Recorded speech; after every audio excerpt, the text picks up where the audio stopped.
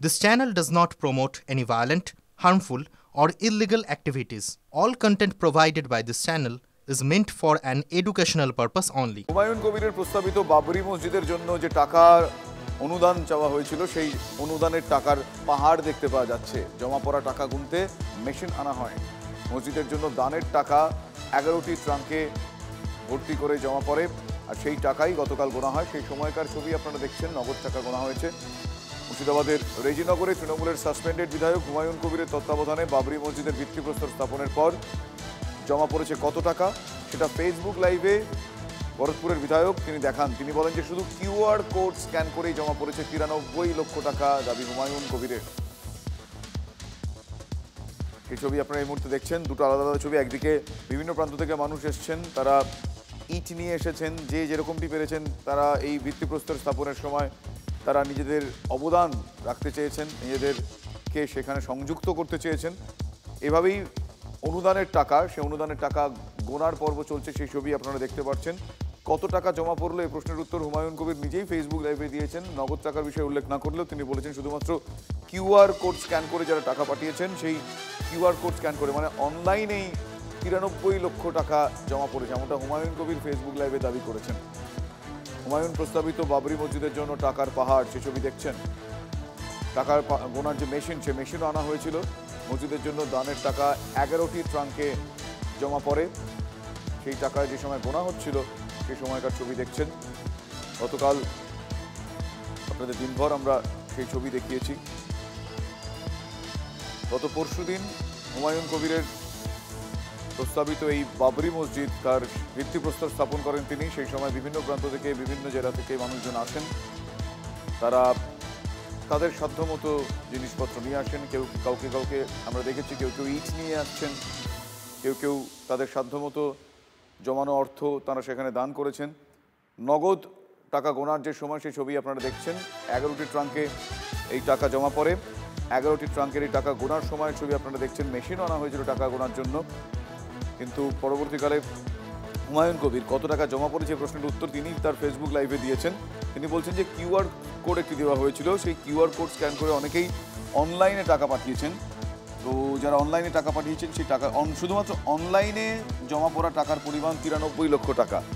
নগদ কত টাকা জমা পড়েছে সেটা এখনও জানা যায়নি। সে গোনার সময়কার ছবি আমরা আপনাদের আরও একবার দেখাচ্ছি।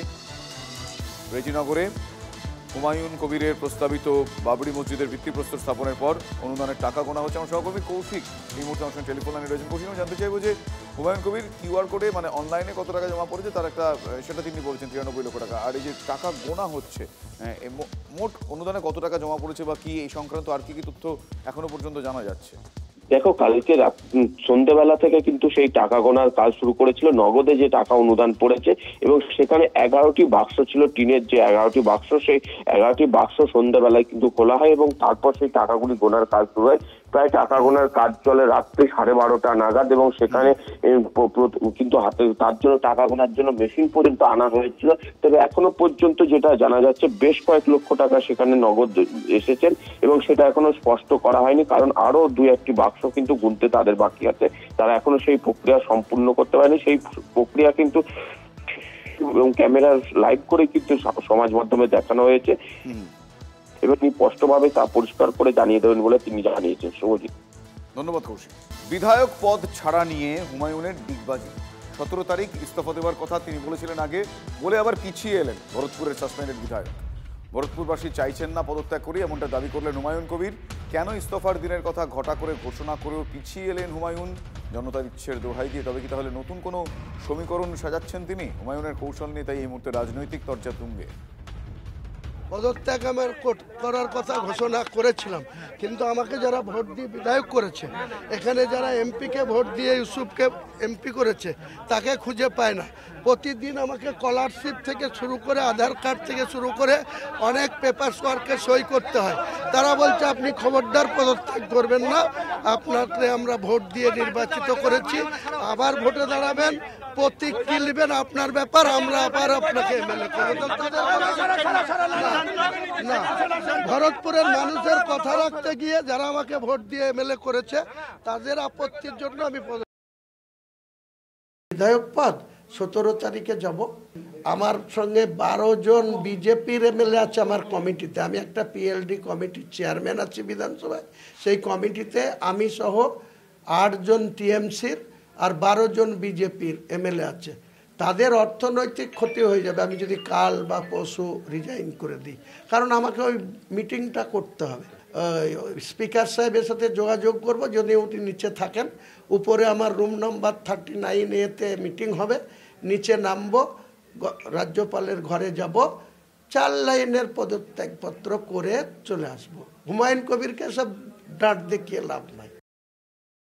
দেখুন, রাজ্যের মুখ্যমন্ত্রীর হাতের পুতুল উনি, আর আমি এই জন্য হুমায়ুন কবিরের ব্যাপারে আমি প্রতিক্রিয়া দেওয়ার আগে সবসময় 24 ঘন্টা, 48 ঘন্টা, 72 ঘন্টা চেয়ে নিই, কেননা এদের বলতেও সময় লাগে না, পাল্টি খেতেও সময় লাগে না। ফলে এই নিয়ে আর নতুন করে মন্তব্য করব কি?